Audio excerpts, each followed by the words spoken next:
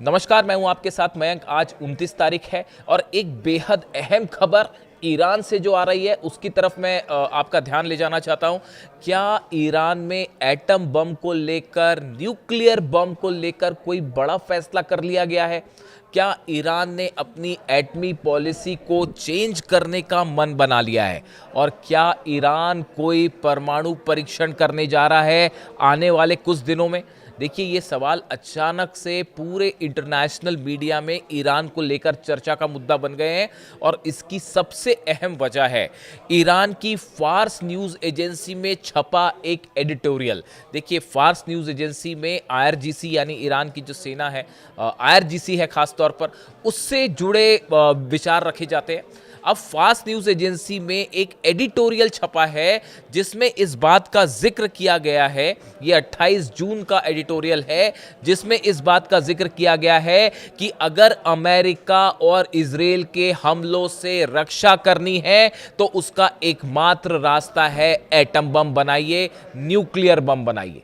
इस एडिटोरियल में यह बात कही गई है कि अगर ईरान को कोई डिटरेंस डेवलप करना है, यानी अमेरिका के ये जो बार बार हमले होते हैं, कभी समझौते की बात होने लगती है, कभी अपनी सुविधा के मुताबिक अमेरिका हमले करने लगता है, कभी इजराइल हमले करने लगता है। इन हमलों का अगर कोई पुख्ता इंतजाम करना है तो वो सिर्फ एटम बम के जरिए हो सकता है, परमाणु बम के जरिए हो सकता है। ये राय इस फार्स न्यूज़ एजेंसी के एडिटोरियल में छपी है, जिसके बाद जितने दुनिया भर के एटमी मामलों से जुड़े एक्सपर्ट हैं उन सब के कान खड़े हो गए। देखिए, कई खबरें ऐसी होती हैं जो आपको न्यूज़ चैनल्स में एकदम से देखने को मिल जाएंगी।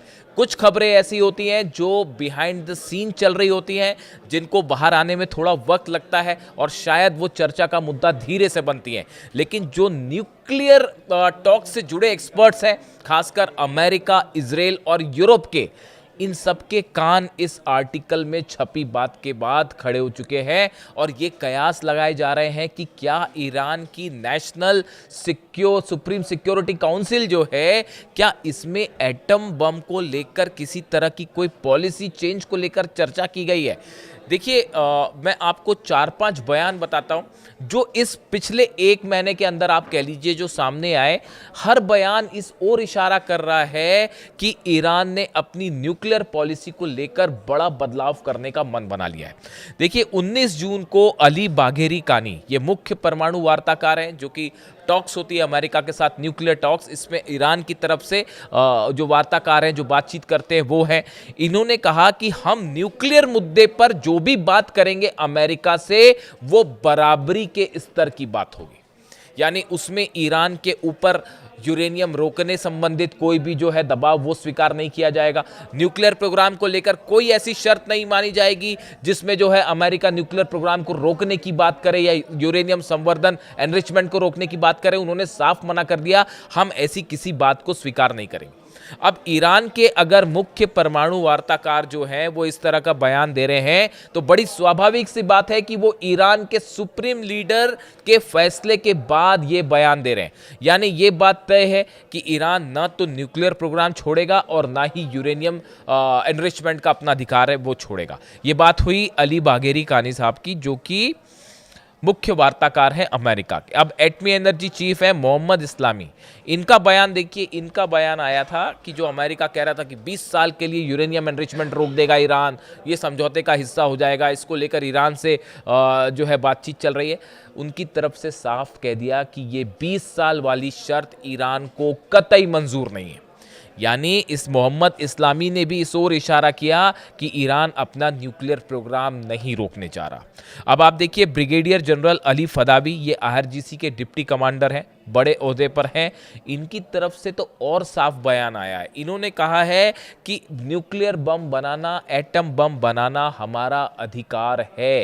ये तो बड़ा ही साफ बयान था। ब्रिगेडियर जनरल है अली फदावी, ये वो लोग हैं जो आईआरजीसी चीफ अहमद वाहिदी साहब के बेहद करीबी हैं। ईरान में आईआरजीसी जो फैसले लेता है उसमें इन सब की भूमिका बेहद अहम है। इनसे तमाम कंसल्टेशन के बाद ही फैसले पर पहुंचा जाता है। अगर आप पॉलिटिकल लीडरशिप की बात करें, अब्बास अराक्ची साहब का बयान ये आना कि ईरान का यूरेनियम किसी कीमत पर ईरान के बाहर नहीं जाएगा। जो बातें थी कि अमेरिका ये कह रहा था कि हम जाके यूरेनियम ले लेंगे और बाहर आ जाएंगे, इस तरह की देश के बाहर जाएगा, इसको अब्बास अराक्ची ने फुल स्टॉप लगा दिया, पूर्ण विराम लगा दिया कि ऐसा कुछ नहीं होने जा रहा। अब आप देखिए ईरान के जो राष्ट्रपति हैं पेजिशकियान, इनकी तरफ से बयान आया कि यूरेनियम संवर्धन ईरान का अधिकार है और किसी भी कीमत पर ईरान यूरेनियम एनरिचमेंट का अधिकार नहीं छोड़ेगा। अब आप देखिए ये जो 5-6 बयान हैं ये पिछले 30 दिनों के अंदर आए, यानी कि जब से ये बातचीत MOU और ये शर्तों की बातचीत थी, इस बीच में ये बयान आए। ये बयान पे जो है वो हमारी टीम नज़र बनाए हुए थी शुरू से कि देखिए अगर न्यूक्लियर जब भी डील की बात होती है या किसी देश में, दो देशों में न्यूक्लियर हथियारों को लेकर या प्रोग्राम को लेकर चर्चा होती है, तो ऐसे में सिर्फ पॉलिटिकल लीडरशिप के बयान मायने नहीं रखते। जो वार्ताकार हैं या जो एटॉमिक एनर्जी कमीशन के चीफ हैं या जो परमाणु मामलों के टेक्निकल मामलों के जानकार हैं, इनके क्या बयान आ रहे हैं। देखिए इनके बयान सार्वजनिक रूप से अखबारों में ज़्यादा नहीं छपते, न्यूज़ चैनल्स में सामने दिखाई नहीं देते, लेकिन अगर आप सर्च करें, इनके बयानों पर नजर रखें तो ये बयान मिल जाते हैं आपको। तो जो टेक्निकल टीम होती है, इनके बयान ये बताते हैं कि उस देश का फ्रेम ऑफ माइंड क्या है, वो देश क्या सोचता है अपने परमाणु हथियारों को लेकर या एटमी पॉलिसी को लेकर। देखिए जिस तरह से हमले हो रहे हैं बार बार अमेरिका की तरफ से कि ट्रंप का जब मन किया तो केशम आइलैंड पर हमला कर दिया, फिर कभी सिरीक पे कर दिया, फिर उसके बाद 10 दिन के बाद आपने 10 दिन जो है शांति की बात करी, अपने स्टॉक एक्सचेंज फिर से बढ़ाए और दुनिया भर के शेयर मार्केट ऊपर उठे, फिर उसके बाद अपनी सुविधा के हिसाब से जो है वो फिर से कहीं पे बंदर अब्बास पे हमला कर दिया, कभी हॉर्मूज पर हमला कर दिया, उसके बाद फिर लगा कि जब ऑयल के प्राइसेस गड़बड़ हो रहे हैं, शेयर मार्केट डोल रहा है, तो फिर आप बातचीत की बात करें। तो ईरान में यही कहा जा रहा है कि ये जो बार बार हमले होते हैं या जो नेतन्याहू बार बार फाइटर जेट से हमले की धमकी देते हैं, इस पे अगर रोक लगानी है तो सिर्फ एक इलाज है, एटम बम, न्यूक्लियर बम। अब देखिए कई सारी चीज़ें ऐसी हैं जो हालात को तेज़ी से बदल रही हैं। अली खामेनी साहब ने हमेशा कहा कि हम जब तक वो थे उन्होंने ये कहा कि ईरान न्यूक्लियर बॉम्ब नहीं बनाएगा, लेकिन जिस तरह से उनके ऊपर धोखे से हमला किया गया, उनको शहीद किया गया, उसके बाद अगर आज आप ईरान में जाकर लोगों की राय लें तो आपको मेजॉरिटी ऑफ द पीपल ये कहते हुए मिल जाएंगे कि ईरान को न्यूक्लियर बॉम्ब बनाना चाहिए। यही एकमात्र इलाज है। ये जो हमले होते हैं बार बार कि आज यहां हमला कर दिया, कल वहां हमला कर दिया, परसों वहां हमला कर दिया, अगर इसका एक फुल स्टॉप करना है इसके ऊपर तो उसका एक ही हल है, वो है एटम बम। अब आप देखिए ये बात सिर्फ ओपिनियन के लेवल तक सीमित नहीं है। आप पिछले 3 मैं आपको कुछ और बयानों की चर्चा करता हूं। देखिए रूस की तरफ से बेहद अहम बयान आया। जिस दिन ये बयान आया था उस दिन से इस बात पर मेरी नज़र थी कि अब ईरान की तरफ से क्या ऐसा कोई सिग्नल आता है। देखिए क्रेमलिन मतलब रूस के प्रवक्ता हैं दिमित्री पेस्कोव, इन्होंने 24 जून को, जो हाल ही में गई तारीख 24 जून को कहा कि इस समय परमाणु हथियार ही एकमात्र ऐसा जरिया है जो दुनिया को तीसरे विश्व युद्ध जैसे बड़े खतरे से बचा सकते हैं। उन्होंने ये कहा, ये रूस कह रहा है, और रूस कब कह रहा है? जब हमले हो रहे हैं यूक्रेन के। 100 से ज्यादा ऑयल रिफाइनरी पर हमले हुए हैं रूस के पिछले 10 दिनों के अंदर। 100 से ज्यादा ऑयल रिफाइनरीज पर हमले हुए। यूक्रेन ने हमले यूक्रेन ने नहीं करवाए, अमेरिका ने करवाए, यूरोप ने करवाए। आपको इतना तो समझ ही जाते होंगे, समझ ही जाइए इस बात को। ये हमले यूक्रेन की हैसियत नहीं है रूस से लड़ाई करने की, ये पीछे से यूरोप हथियार दे रहा है। डोनाल्ड ट्रंप और अमेरिका की तरफ से तमाम दुनिया के एक्सपर्ट ये बात कह रहे हैं कि ये हथियार सब कुछ सप्लाई किए जा रहे हैं यूरोप और अमेरिका की तरफ से।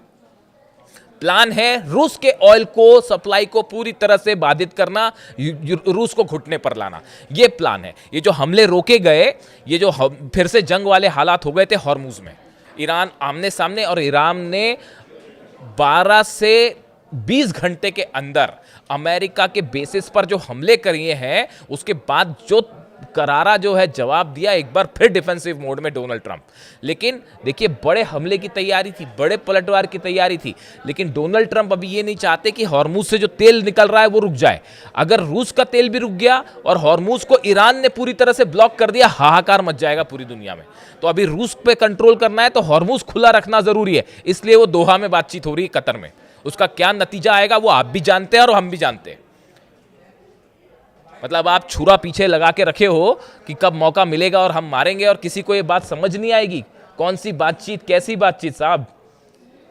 इतना तो हर शख्स अब ईरान से जुड़ा, मेरे दर्शक भी इस बात को अच्छी तरह से समझ चुके होंगे। अली खामनेई साहब 30 साल से इस बात को जानते थे, इसीलिए 1981 में कहा था कि पहला दुश्मन हमारा अमेरिका है, और शहादत के पहले तक वो इस बात को कहते रहे कि हमारा दुश्मन अमेरिका है और अमेरिका के साथ डील नहीं हो सकती। ये बात अली खामनेई साहब 30 साल से लगातार बोलते रहे, और वो बात देखिए हर कदम पर सच साबित होती है। जिनको उम्मीद है कि कोई डील हो जाएगी, कोई शांति हो जाएगी, क्या ही बोला जाए उनके लिए। अब हालात ये है कि कतर में कल जो बातचीत होनी है, दोहा में जो बातचीत होनी है। अभी हम रूस पर थे। देखिए जो दिमित्री पेस्कोव है, इनकी तरफ से दो बयान। पहला बयान उन्होंने कहा कि तीसरा वर्ल्ड वॉर अगर बचाना है तो उसको एटमी हथियार ही बचा सकते हैं, कि अगर आपके पास एटमी हथियार आ गया तो फिर कोई हमला नहीं कर रहा आप पे। उसके बाद ये नहीं हो सकता, ईरान के पास अगर एक बार बम आ गया फिर नहीं हो सकता कि आप यहाँ हमले कर देंगे और वहाँ हमले कर देंगे। बात नंबर एक। बात नंबर दो, जो रूस कह रहा है, पेस्कोव ने कहा दुनिया की सुरक्षा व्यवस्था लगातार कमजोर हो रही है। उनके मुताबिक आज की सच्चाई यह है कि न्यूक्लियर डिटरेंस के अलावा दुनिया के पास कोई मजबूत सुरक्षा विकल्प नहीं है। सिर्फ आपके पास न्यूक्लियर डिटरेंस होना चाहिए, और साथ में वो ये भी कह रहे हैं कि अब हालात ऐसे हो गए हैं कि दुनिया में कई सारे ऐसे हथियार बनाए जाएंगे आने वाले वक्त में जो मिनी न्यूक्लियर बॉम्ब कहलाएंगे, यानी कि वो छोटे न्यूक्लियर बॉम्ब की तरह ही खतरनाक होंगे। ये बहुत बड़ा इशारा था उनका। क्या वो ये कहना चाह रहे थे कि मिनी न्यूक्लियर बम ही ऐसी समस्याओं का हल है? और क्या ये बात रूस ने ईरान के लिए कही कि भले आप एक बड़े स्तर पर न्यूक्लियर बम ना बनाएं, एटम बम ना बनाए, लेकिन मिनी यानी छोटे न्यूक्लियर हथियार क्या आपका एक नया डिटरेंस के रूप में काम करेंगे? अगर आपने छोटा न्यूक्लियर हथियार भी हासिल कर लिया, छोटा न्यूक्लियर हथियार का मतलब ये हुआ आपने कि भाई आप जो है हिरोशिमा नागासाकी जैसा बड़ा धमाका नहीं होगा उससे, लेकिन आप एक लिमिटेड एरिया में भी अगर रेडिएशन करके नुकसान पहुंचा सकते हैं तो भी ये भयंकर खतरनाक होगा, खासतौर पर इजराइल को तो निपटा ही देगा। ऐसी सूरत में क्या रूस ईरान के लिए बात कहना चाह रहा है कि मिनी न्यूक्लियर बॉम्ब से आपकी समस्या का हल हो जाएगा? क्या यह सजेशन था रूस का ईरान को? कई सारे एक्सपर्ट्स कह रहे हैं कि हाँ बिल्कुल था, और जिस तरह से हमले हो रहे हैं रूस पर, उसके बीच में ये बयान आना, ये सीधा सीधा जो पूरे मिडिल ईस्ट में हालात हैं, वेस्ट एशिया में जो हालात है, इसको एड्रेस करते हुए ये बात कही कि आने वाले वक्त में मिनी न्यूक्लियर बॉम्ब बेहद अहम होने वाले।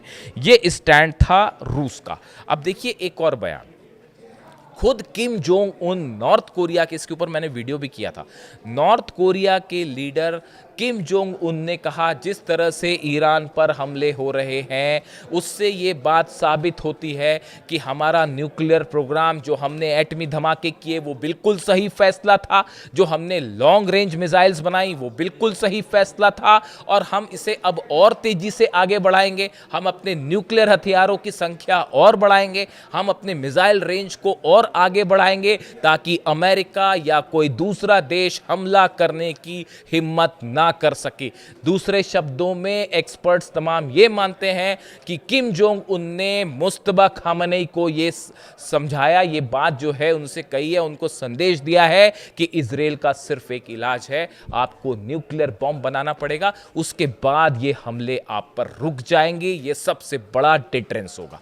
ये दो सबसे बड़े समर्थक रूस और नॉर्थ कोरिया, जिनकी तरफ से ये बयान से ये सब कुछ हो रहा है पिछले 10 दिन के अंदर, ये पिछले 15-20 दिनों के अंदर मैंने आपको जो 5-6 बयान बताए, वो नॉर्थ कोरिया का कहना, रूस का कहना, और अब ईरान की फार्स न्यूज़ एजेंसी में ये संपादकीय लिखना, एडिटोरियल छपना कि भैया न्यूक्लियर बम ही बचा सकता है। इसमें यह भी कहा गया कि चीन ने जब अपना खुद का न्यूक्लियर प्रोग्राम डेवलप कर लिया, न्यूक्लियर धमाका किया, उसके बाद ही अमेरिका ने चीन को मान्यता देके एज ए कंट्री उसके साथ बातचीत आगे शुरू की, और जंग नहीं हुई अमेरिका और चीन की।